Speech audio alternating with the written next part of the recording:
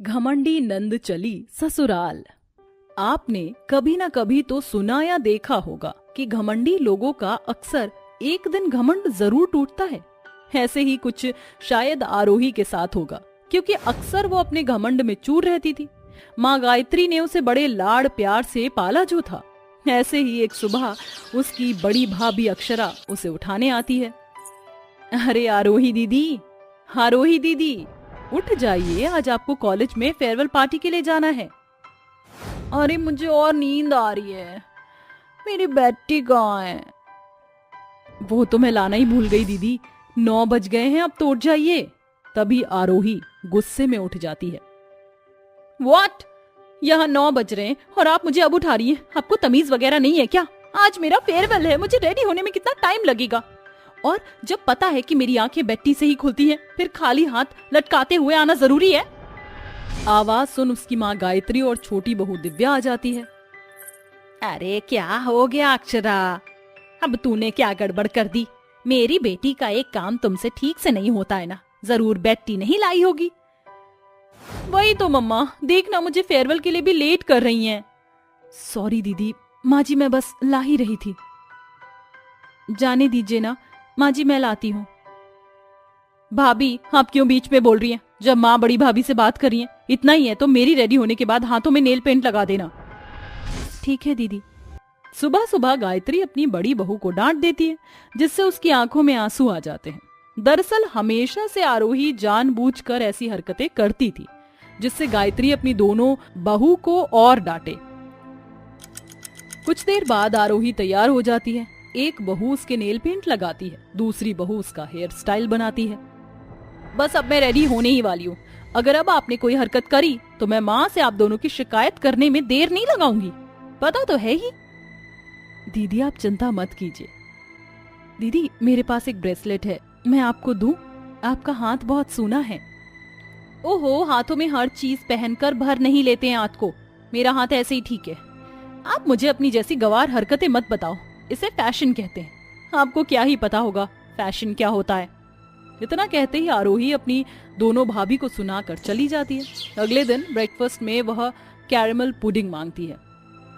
अरे आप दोनों से कहा था कि मेरे लिए कैरेमल पुडिंग बना दो, कहाँ है? वो दीदी मैं तो बनाना भूल गई, पर मुझे भी याद नहीं था। कोई बात नहीं दीदी, मैं शाम को बना दूंगी, आप जब तक ये आलू के पराठे खा लीजिए। अक्षरा के आलू के पराठे सरकाने पर आरोही गुस्से में जमीन पर प्लेट फेंक देती है। What the hell is this आलू का पराठा? मेरा तो वही खाने का मन था ना। आप दोनों कामचोर भाभियों से एक चीज नहीं होती। अगर 2-2 4-4 नंद होती तो क्या होता आप लोगों का? मेरी तो इतनी डिमांड भी नहीं है, कुछ नहीं कर सकती आप। माँ देख रही है ना आप अपनी दोनों बहुओं को? अरे इन्होंने तो मेरी नाक में दम कर दिया है, ये मेरा भी काम नहीं करती, भूल जाती हैं। पता नहीं कौन सा पहाड़ तोड़ती हैं। सर पर किसी ने चोट मार दी क्या, जो गजनी बन गई हो तुम दोनों? सॉरी माँ जी, दोबारा ऐसी गलती नहीं होगी। दोनों बहू घर की सफाई कर रही थी। आरोही जानबूझकर मूंगफली खाते हुए कुछ छिलके जमीन पर फिर से डाल देती है, जिससे अक्षरा को दोबारा झाड़ू लगानी पड़ती है। अरे इन्होंने तो बड़े आराम से साफ कर दिया, अभी बताती हूँ। आरोही रसोई में से खाना ले रही थी कि जानबूझकर प्लेट जमीन पर छोड़ देती है, जिससे सब्जी चावल पर बिखर जाती है और दिव्या आती है। बाप रे बाप दीदी, मैंने अभी झाड़ू पोछा किया था, ये गंदा कैसे हो गया? आरोही दीदी आपसे खाना गिर गया था क्या? आप आराम से लेते ना, अभी यहाँ से सफाई करके गई थी। तो मैं क्या करूं? तुम दोबारा सफाई कर लो।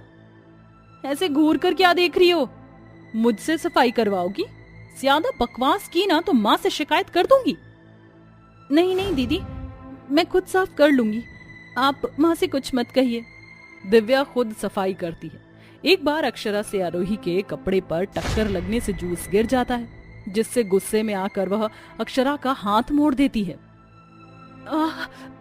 दीदी छोड़िए मुझे, गलती से हो गया था, अब ऐसा नहीं होगा। इस बात से मैं पक चुकी हूँ कि मैं अब नहीं करूंगी, लेकिन आपका ड्रामा यही लगा रहता है। कुछ काम आता भी है या यूं ही ससुराल से उठकर आ गई? माफ कर दीजिए दी, मैं आपकी ड्रेस साफ कर दूंगी। अरे आरोही, आरोही बेटी, कहाँ है तू? तेरे लिए एक रिश्ता आया है, बहुत अच्छा अमीर घर का। सच माँ? फोटो दिखाइए। आरोही को आनंद नाम का लड़का पसंद आ जाता है। अगले महीने ही उसकी शादी धूमधाम से हो जाती है। दिन गुजरते हैं, आरोही को नई जगह काम करने में परेशानी होती है, लेकिन वह करती है। उसकी नंद आरजू उससे डबल घमंडी थी। आरजू उसे कोई भी काम करने को कहती थी तो उसमें जानबूझकर कमी निकालती थी। विश्वास नहीं होता तो आप खुद देखिए। क्या है, मैंने कहा था आज नाश्ते में मुझे पास्ता खाना है, आपने वो नहीं बनाया। हाथ टूट गए या पाँव में मेहंदी लगी है। सॉरी दीदी, मैं अभी बना दूंगी। मुझे लगा आप वेट कर लोगी, उनका लंच भी बनाना था। अच्छा, लंच बनाना है तो वो तेरी हेडिक है। मेरे बेटे के लिए बनाया है ना, मेरी बेटी का कुछ खाने का मन है वो नहीं बनाएगी। तू मान सम्मान करना नहीं आता क्या नंद का? सॉरी माँ जी, दोबारा ऐसा नहीं होगा। कुछ देर बाद वो सास की चाय लेकर कमरे में जा रही थी कि आरजू से टकरा जाती है और आरजू आरोही पर चिल्ला पड़ती है। यू इडियट, अकल वकल नहीं है क्या? मेरी इतनी महंगी ड्रेस खराब कर दी। कभी देखी भी है ऐसी ड्रेस? एक काम ठीक से नहीं होता। मायके से कुछ सीख कर नहीं आई हो क्या? नहीं दीदी, वो मैं ड्रेस साफ कर देती हूँ। तुम्हारी हैसियत नहीं है इस ड्रेस को टच करने की। मैं भी बाहर से ड्राई क्लीन करवा लूंगी, कवाड़ कहीं की। अब दफा हो जाओ यहाँ से। आरजू की बात सुन आरोही की आंखों में आंसू आ जाते हैं और उसे अपनी भाभी के साथ की गई सारी हरकतें याद आने लगती हैं। मेरी तो इतनी गलती भी नहीं है जितना मुझे छोटी छोटी बात के लिए यहाँ सुनाया जा रहा है। अब मुझे समझ आया मैं अपनी दोनों भाभी के साथ कैसा बर्ताव करती थी। मुझे अपनी दोनों भाभी से माफी मांगनी होगी। मैंने उनका दिल बहुत दुखाया है। अगले दिन आरोही घर के काम करती है। कभी सास तो कभी नंद चिल्ला दिया करती थी।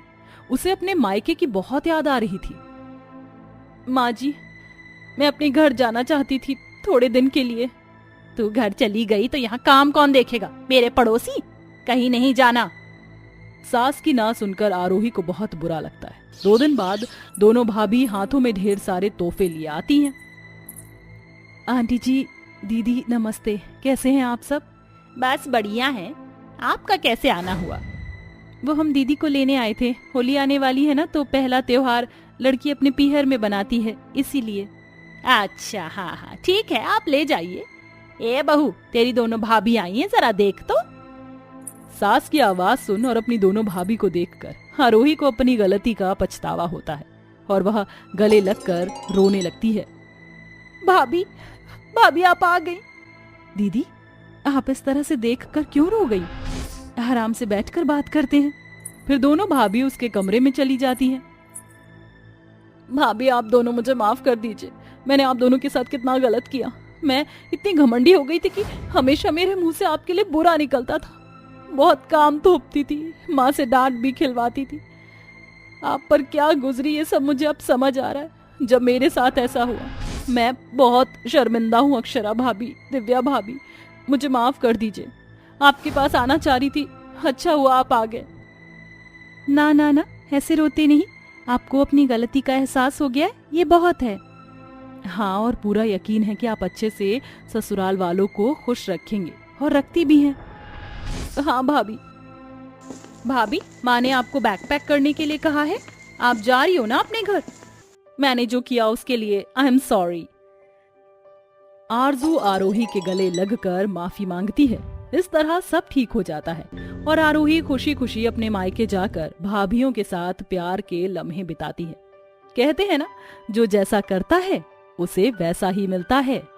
काली बहू के घर आई गोरी सौतन। सुनिए जी, शाम को आते हुए मेरे लिए इमरती लेते आना। ठीक है, मैं अपनी जान के लिए शाम को इमरती ले आऊंगा। और कुछ चाहिए मेरी जान को? अच्छा जी, सारा प्यार भाभी के लिए और बहन के लिए कुछ भी नहीं? तू भी बता दे मुझे क्या चाहिए। मुझे तो आप लोग बस अब जल्दी से बुआ बना दो, फिर तो मैं अपने भांजे के साथ दिन भर खेलूंगी। चल हट पगली। सेजल अपने ससुराल में सास ससुर, पति और नंद के साथ रहती थी। सेजल रंग में काली होती है, लेकिन सेजल के स्वभाव की वजह से उसका सारा ससुराल उससे बहुत प्यार करता था। अरे माँ, ये डॉक्टर यहाँ क्या कर रहे? तेरी भाभी की तबीयत कुछ ठीक नहीं है, सुबह से उल्टियां कर रही है और चक्कर भी आ रहे हैं, इसलिए डॉक्टर साहब को बुलाया है। देखिए, इनकी तबीयत तो खराब नहीं है, लेकिन अब आप सबको इनका खास ध्यान रखना पड़ेगा। मुबारक हो, आप बहुत जल्द दादी और आप बुआ बनने वाली हैं। सच में मैं बुआ बनने वाली हूँ? सेजल की गर्भवती होने की खबर सुन सारा परिवार खुशियों से झूम उठता है। अपनी बहू की गर्भवती होने पर शांति और अंजलि गांव भर में मिठाइयां बांटने जाती हैं। अरे शांति, ये मिठाई किस खुशी में? क्योंकि मैं कुछ दिनों में दादी बनने वाली हूँ। ये तो सच में बहुत अच्छी खबर है, फिर तो मैं एक और लड्डू लूंगी। लेकिन शांति, तेरी तो किस्मत ही मारी गई। क्यों काकी? और एक तो तेरी माँ काली बहू उठा ले आई, ऊपर से अब तुम्हारे आने वाले वंश का चिराग भी काला ही पैदा होगा। मेरी बहू को देखो, इतनी गोरी चिट्टी है, ऊपर से मेरा पोता भी बिल्कुल गोरा चिट्टा पैदा हुआ। मैं तो बहुत भाग्यशाली हूँ, मुझे इतनी सुंदर बहू मिली है। पड़ोसन विमला की बातें सुन शांति और अंजलि कुछ नहीं कहते और वहां से चुपचाप घर आ जाते हैं। कहीं ना कहीं विमला की बात अब शांति और अंजलि के मन में अपनी काली बहू के लिए खटास पैदा होने लगती है। वहीं दूसरी तरफ वैभव, अरे सर, आप यहाँ? इनसे मिलो, इनका नाम माया है। इन्होंने आज ही ऑफिस ज्वाइन किया है। माया, इनका नाम वैभव है। आज से तुम इनके अंडर काम करोगी। वैभव, तुम इन्हें सारा काम अच्छे से समझा देना। माया और वैभव अब एक ही साथ काम करने लगे थे। माया दिखने में काफी ज्यादा गोरी और खूबसूरत होती है, जिसके चलते वैभव धीरे धीरे माया की तरफ अट्रैक्ट होने लगता है। वहीं माया भी और वैभव से अट्रैक्ट होने लगती है, जिसके चलते वैभव सेजल पर जरा भी ध्यान नहीं देता। सुनिए जी, कई दिनों से मेरा कुछ खट्टा खाने का मन कर रहा था। शाम को आते हुए आप बाजार से कैरी ले आइएगा। मैं तुम्हारा कोई नौकर हूं जिससे तुम हमेशा ऑर्डर देती रहोगी? खुद के हाथ पर है ना, तो खुद जाकर ले आओ, समझी? मेरा टाइम वेस्ट मत करो। इतना कहकर वैभव वहां से गुस्से में चला जाता है। वैभव का ऐसा बर्ताव देख सेजल की आंखों में आंसू आ जाते हैं, लेकिन वो कुछ नहीं कहती। ऐसे ही एक दिन, भाभी, मैंने आपको कहा था ना कि मेरी ड्रेस धो देना, और आप हो कि यहाँ बैठकर आराम कर रही हो। अंजलि, तुम तो जानती हो ना कि ऐसी हालत में मुझसे ज्यादा देर बैठा नहीं जाता। तू ही एक गर्भवती नहीं है जो इतने नखरे दिखा रही है। जा जाकर सारे कपड़े धो। मेरी मत मारी गई थी जो तुझ जैसी कल्लो माई को एक अपने घर की बहू बना ले आई। शांति की बातें सुन सेजल को यकीन ही नहीं हो रहा था कि उसकी सास, जो आज तक उसे मां की तरह प्यार करती आई थी, वो उसके काले रंग को लेकर ताने दे रही है। लेकिन सेजल एक अच्छी बहू होने की वजह से इन सभी चीजों को बर्दाश्त करती है और गर्भवती की अवस्था में भी घर के सारे कामकाज करती है। वैभव डार्लिंग, हम कब तक ऐसे ही बाहर मिलते रहेंगे? चलो ना, हम अब जल्दी से शादी कर लेते हैं। मैं भी यही सोच रहा हूं माया। मैं कब तक अपनी उस काली पत्नी के साथ रहूंगा? मुझे तो तुम्हारे साथ अपनी जिंदगी जीनी है। मैं आज ही जाकर इस बारे में अपने माता पिता से बात करता हूँ। जिसके बाद वैभव मोहन से कहता है, वैभव, ये तू क्या कह रहा है? दूसरी शादी? अगर किसी को पता चल गया कि एक पत्नी के होते हुए तूने दूसरी शादी की है, तुझे जेल हो जाएगी। अगर मैंने माया से शादी नहीं की तो मैं उसके बिना मर जाऊंगा। अब आपके हाथों में है। क्या आपको अपने बेटे की खुशी देखनी है या उसकी अर्थी? वैभव की बात सुन शांति और मोहन डर जाते हैं और वो दोनों वैभव और माया की शादी के लिए मान जाते हैं। जिसके बाद अब शांति और अंजलि माया के आने की तैयारियां करते हैं।